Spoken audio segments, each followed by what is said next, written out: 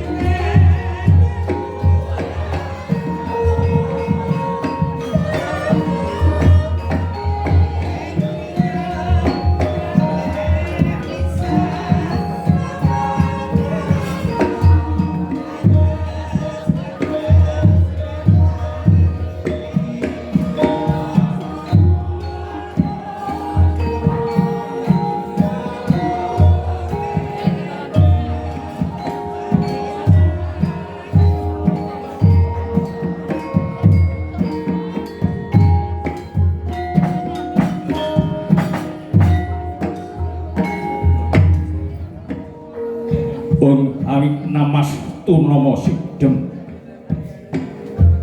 ramyang ramang jagat wetan moyo jagat kulon dudu soroting yang surya candra darung yang kartiku sarta dudute jane pandhita kang labya masubrata ananging tatan kadya ingkang binupiring dalu imbang-imbang ana tanon kang sami kajahe gumlaring kayangan Suralaya Junjung Giri Kalosa Junggring Saloka ngendaran nirbawana ing paku jamur katalewahna sinten ingkang minangka dadya gununging kayangan Suralaya inggih punika ingkang awisik Sang Hyang Bathara Brata Jagat Nata Jagat Karana Jagat Pratika ya Sang Hyang Manikmaya nampi swanira brahmananing kayangan Suralaya inggih Sang Bathara Narada ya Sang Resi Kaneka Putra ya Sang Kaneka Resi ya Sang Resi Wadak Resi Ngana diningkang lenggah amargaya konjeming bantra ngatan inggih punika Sang Hyang Bathara Arayung Wulan sawetawis daging kaya lenggah teka mangkono ngados marang Dewa Sang Hyang Manikmaya kang dereng kawijiling lesan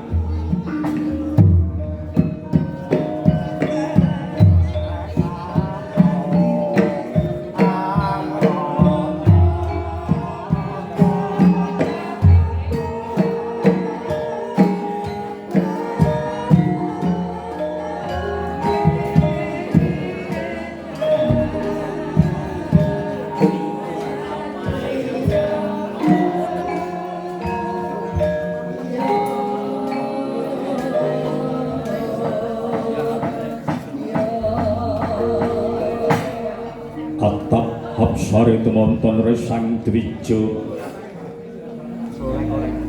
kadyeng kalawara sajiwa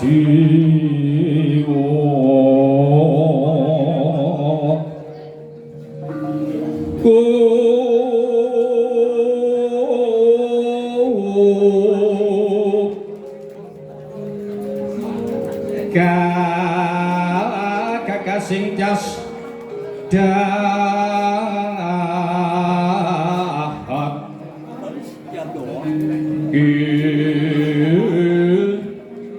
oran ning karyan nira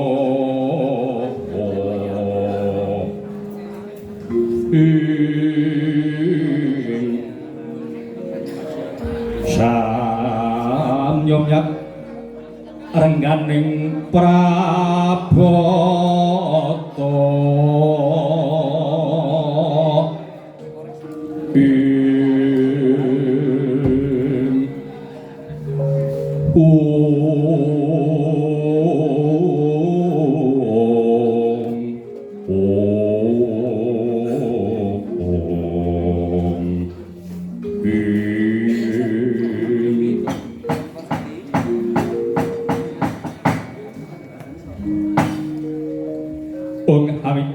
Tunama sidhem nuwun Kakang Kaneka Putra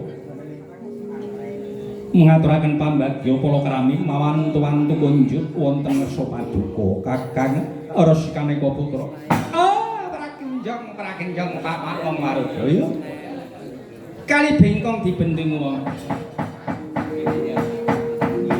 nampi pamujinipun Adi Guru kalih ing sambikala boten langkung astuti ulun mugi punjuk wonten ngersa paduka Adi Guru katampi asta kalih kendel ing pranaja dawah sami-sami nggih rayung wulan kepenak nulungguh ira kawula nuwun inggih Kanjeng Rama Pegurun kados boten kirang prayugi lenggah kula namung ngaturaken sugeng pangabekti kunjuk sandhaping kula ya ulun tampa arayung wulan Kakang Kaneka Putra nalika semanten kula utus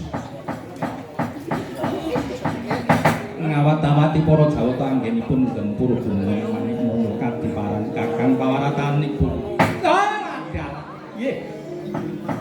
Adi Guru. Sampun kaleksanan gempur gunung Manikmaya. namung andadosaken kawuningan dene sak ngandhaping Gunung Manikmaya menika wonten kraton ing Kajiman. Ingkang dados ratunipun inggih menika Prabu Lembu Culuk. Rusaking Gunung Manikmaya Prabu Lembu Culuk mboten nrimakaken. Lajeng Bandayuda kaliyan para dewa, dewa Kocar Kacir malah wekdal sak menika Lembu Culuk sumusup ing Kayangan Suralaya nyidra pusaka Manikmaya nggih. Cupu manik asta kina kabeta oncat saking Kayangan Suralaya. Kagak resang kapirangmu Renang kol kinempit kampet Dosang retnaning bawana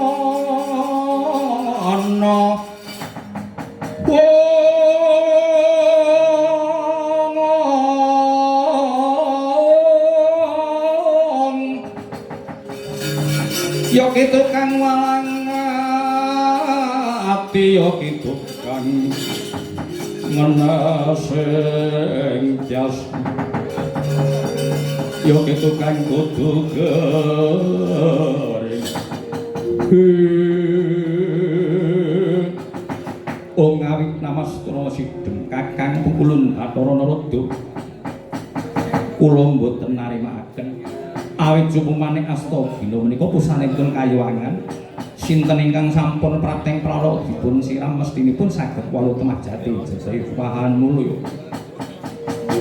prayoginipun dipun rebat nggih Kakang lajeng kados pundi mboten sah mawi ringo-ringo nggir rayo mulan nuwun kula wonten pangandika Rama sira kang sun pasrai ngrebut cupu manik asta dina saka tanganing sing Prabu Lembu Culuk Purbawasesa ndak pasrahake marang jeneng kita purun Ramanta ngguguk aja ringo-ringo sirnakna Prabu Lembu Culuk nuwun inggih ngajengaken dawuh Kakang Bathara Narada kula aturi ngawat-awati ingkang putra nggih nggih nyuwun dipangestu kados sampun terwaca dawuh sabda paduka Adi Guru duga kira dipun beto ngati-ati Kakang Pukulun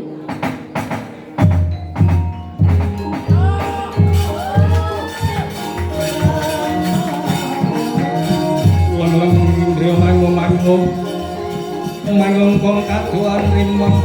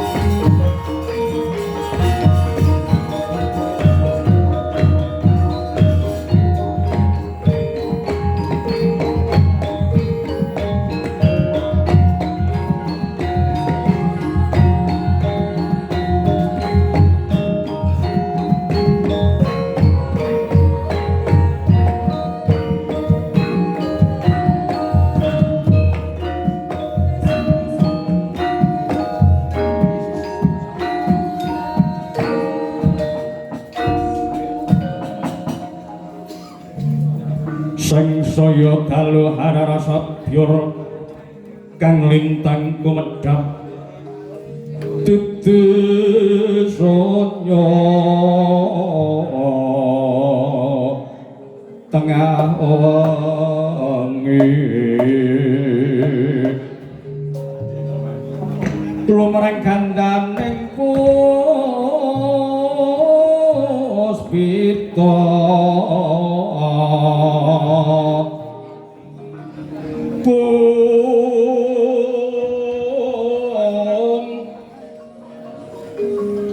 karangyaning putya nira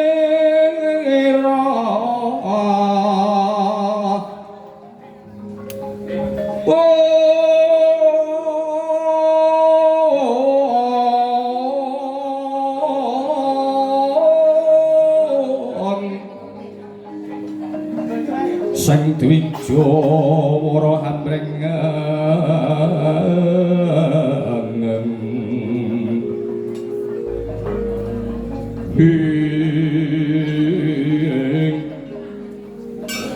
lere swaraning madu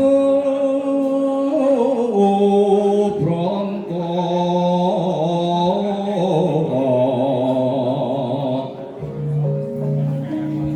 manungsa sarene ing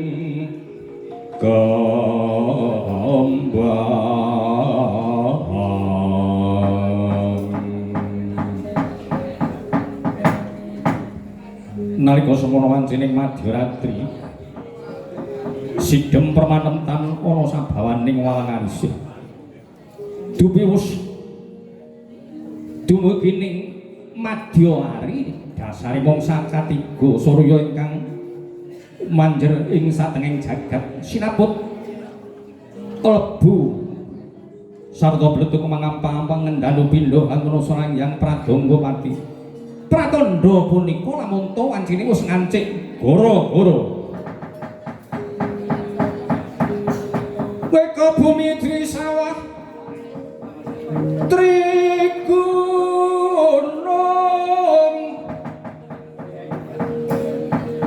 catur samudra panca raksa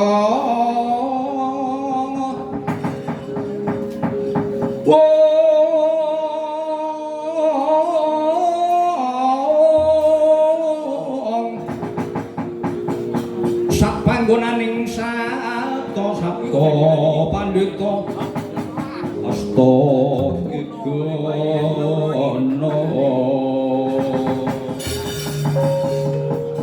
nawa dewadasa ratu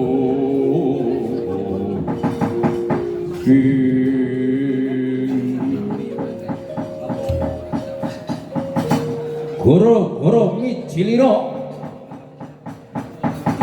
empu jumput lan pracakut dadya gegojekan wonten ing ngerpat panasan rameng genya sama Bentutama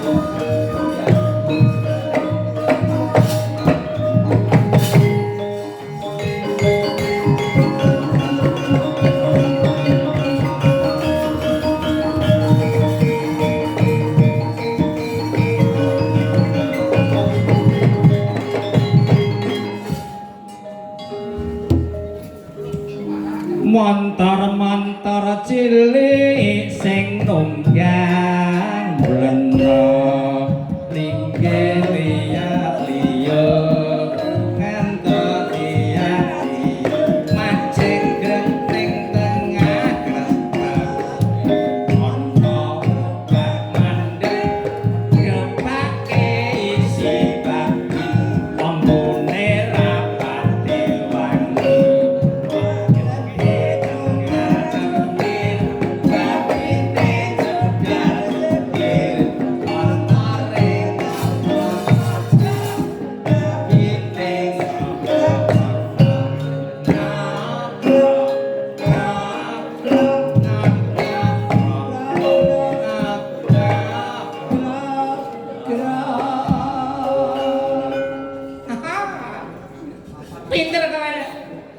Jungkut. Iya Kang Cakut. Gandeng iki mengeti wayang sak donya ya. Khususé sak Nusantara. Wah, yang dasar dirawuhi karo panjenenganipun para winasis saking Pepadi Jakarta Pusat, Jakarta Barat. Ah, nggih matur gunging panuwun. Bapak sinten kula supi. Pak Agus kalian Bapak. Iki rada kurang kompak. Sing sampe, Pak. Kula nyuwun tintingan gulu dhuwur telu.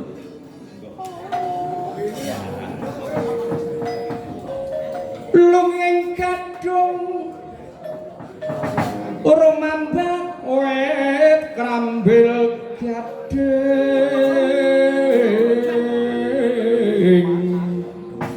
Apik wae. Iya. Ana randha menyang sendang medak-medak nyangking mendong manuk podang amencok ning papah gedang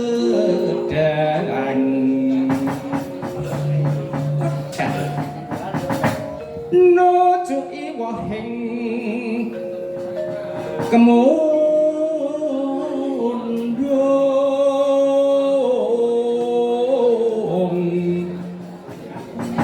nujuki wahing kemundung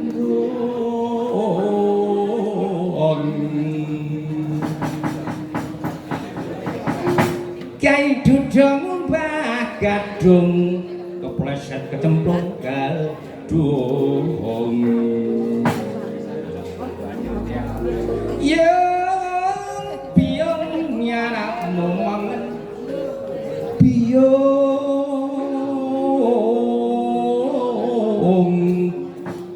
kunal kana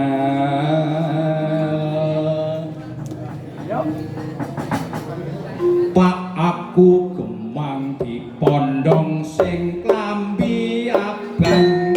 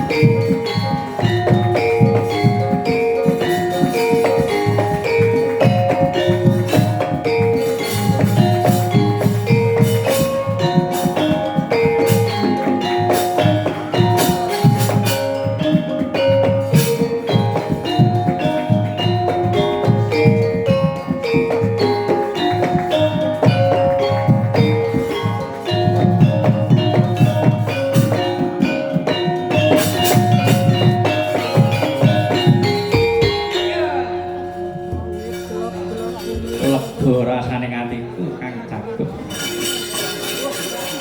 Wah iya. Lah kae Kang. Ndara Rayong Wulan wis katon kumledang. Kang kira kene Kang Ndara wis rawuh. Wah iya le.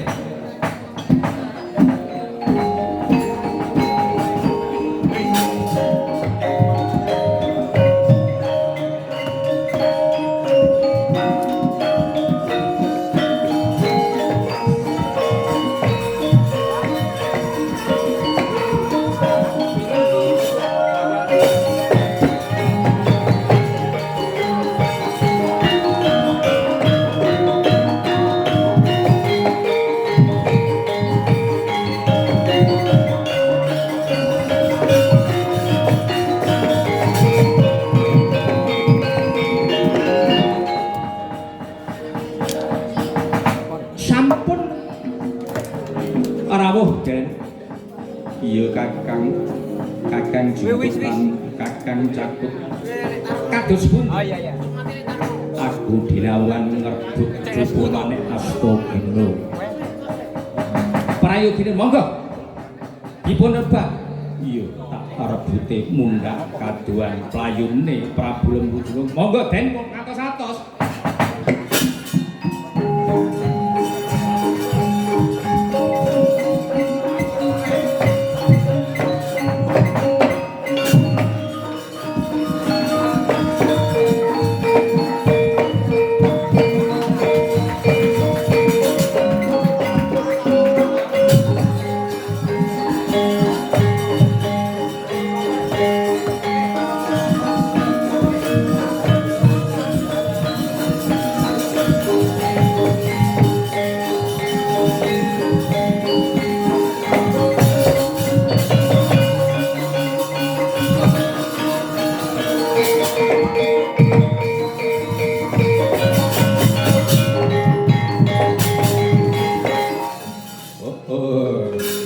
Amuk Suramrata Jaya Marata ayo dewa yen pancen kowe sekti mandra guna tututana regane aja takon dosa Prabu Lembu Julung ngurungake sawangen.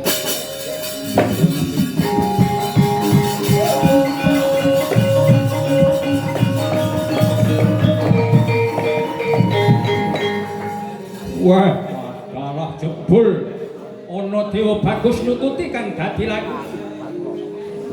Ayo kowe Lembu Julung kang wis nyidra cupumane Astagina mbok ulungake. Wah, ora bakal tak ulungake. Yen wis ana tanganku ora ana sapa wae bisa kuwasa kejaba aku. Aja takon dosa kula. Wah, mati dening aku.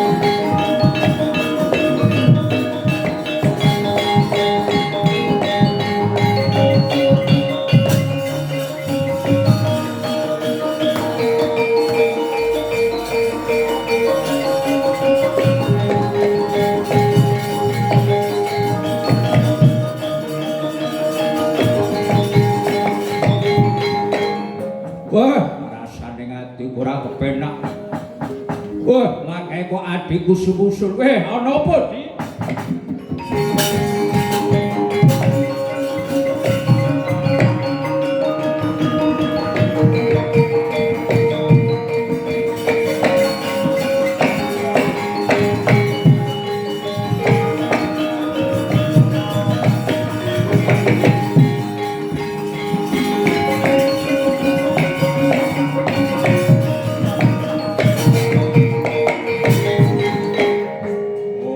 Adikku, ana podi kowe sumusul marang pun kakang. Nuwun sewu sumugunging pangapunten Koko Prabu. Lho, iya ora dadi apa lah kok kowe mondong bocah. Ngaturaken uninga. Bilih ingkang Darawong sampun nglairaken jabang bayi inggih menika putra Paduka. Anakku, Ger. Kuwi anakku. Iya. Mekaten Koko Prabu. Namung ngaturaken uninga bilih ingkang garwa sasampunipun nglaraken Jabang Bayi Sedo Koko Prawa. Aduh. Oh, garwanipun Kakang Yai.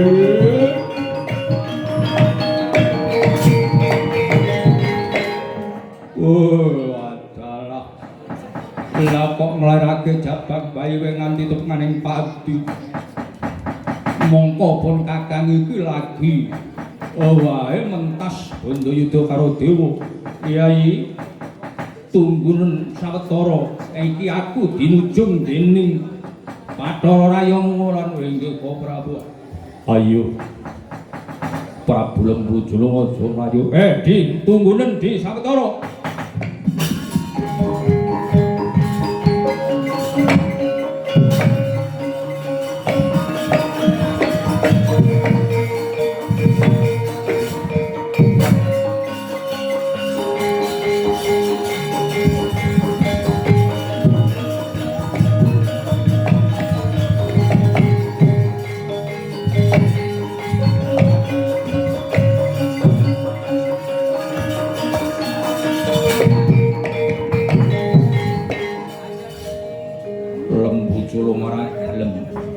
Ngulungake cupumane asta gina aja takon dosa sipat jemparing mbrodoli wadukmu.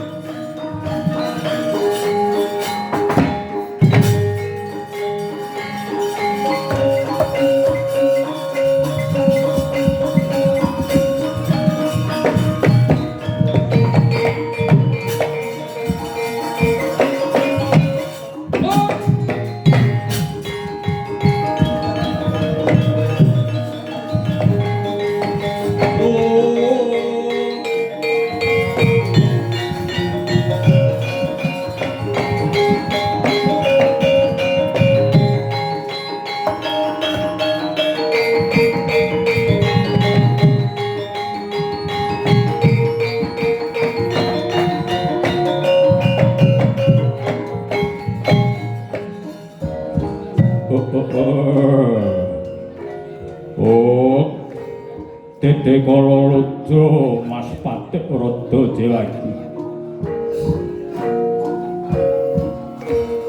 Aku kena panah, kena jemparinge rawa Rayong Wulan. Dalah. Cupumane asta dina tak mut. Kena buluku jangga gumebruk ing Bantala.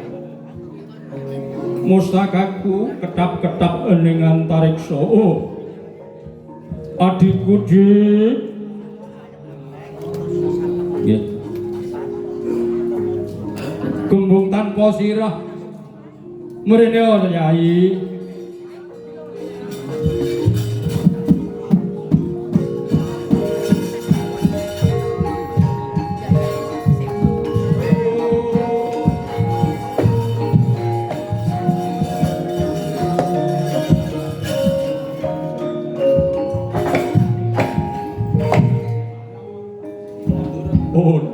Koko Prabu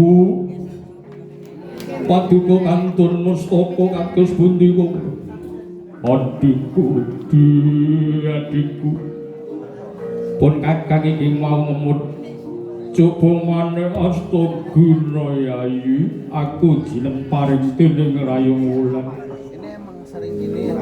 Yayi aku kaya wis ora mbutuhake apa-apa ning donya Yayi. Anakku momongen besok nek gedhe lenggahna ratu ana ing krenda bumi ing negara Cempadi.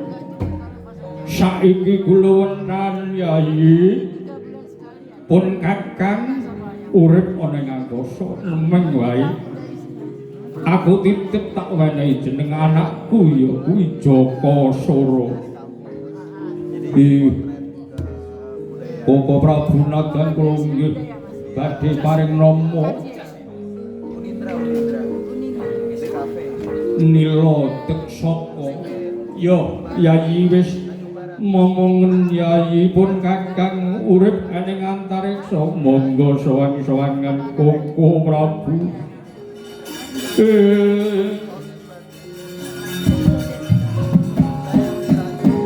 Wis Yayi.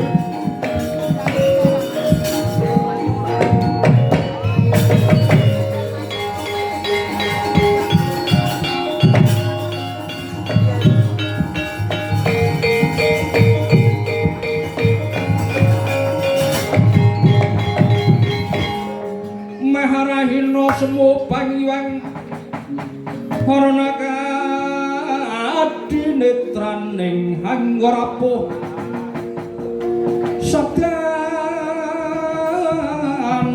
kukila repanika rasakatara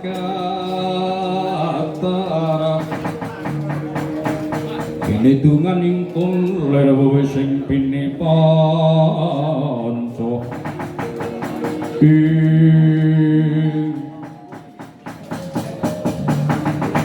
Omos ngambahin dirgantara ing mangke datan kadya ingkang wonten ing Kayangan Suraya.